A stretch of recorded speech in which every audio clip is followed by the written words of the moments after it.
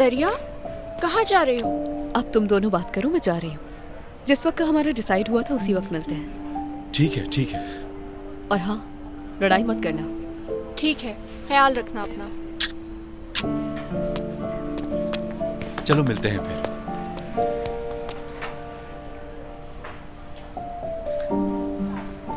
आने का शुक्रिया।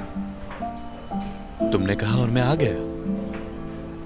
मैं उस दिन के लिए तुमसे बहुत शर्मिंदा हूँ।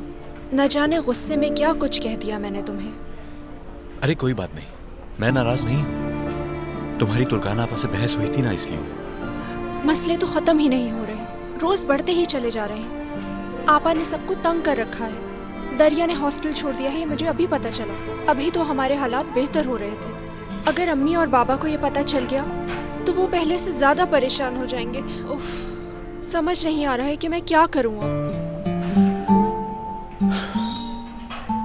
हाँ, मुश्किल वक्त तो है, मैं अच्छी तरह समझता हूँ ये। हाँ सरदार, एक और बात भी है जो तुम बिल्कुल नहीं जानते। मैंने उस तस्वीर के बारे में बाबा से पूछा था। मैंने बाबा से कहा कि आपने मुझसे झूठ क्यों बोला था। उन्होंने इस बारे में कुछ नहीं कहा। मैंने उन पर यकीन नहीं किया। मैं घर जाकर अम्मी के लॉकर की चाबियां हासिल करूंगी, हो सकता है उससे कुछ पता चल जाए।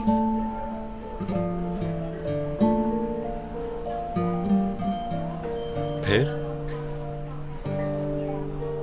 बस और कुछ नहीं। मैंने सोचा कि आपा की तलाक के बाद हालात बेहतर हो जाएंगे। अच्छा, मैं चलता हूँ, मुझे जरा एक जरूरी काम है और फिर टर्मिनल भी जाना है। चलो ठीक है। ठीक है, बस इतना ही कहोगे? तो और क्या कहूँ, तुमने कहा कि मुझे जरूरी काम है। आखिर तुमने मुझे यहाँ क्यों बुलाया है उरूज? माफी मांगने के लिए। मैंने सोचा हम लोग कुछ देर बात कर लेंगे और फिर तुम दरिया के साथ इजमीर चले जाना। और हमारे बारे में? हम क्या कर रहे हैं उरूज? मैं जब से यहाँ आया हूँ तुम यही बातें कर रही हो। तुम्हारी तुर्कान आपा, तुम्हारी दरिया, तुम्हारा खानदान। आखिर इस कहानी में हम कहाँ हैं? बताओगी कुछ? देखो, हम दोनों एक दूसरे की आंखों में देख रहे हैं।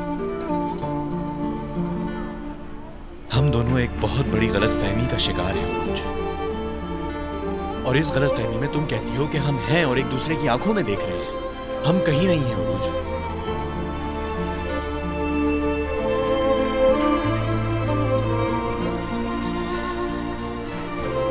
मैंने तुम्हें उदास कर दिया ना?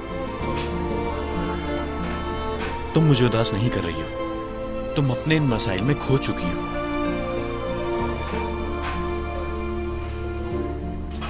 हमने एक साथ कितने बड़े ख्वाब देखे हैं।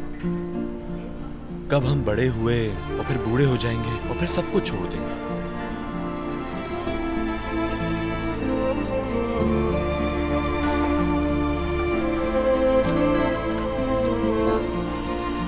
अफसोस है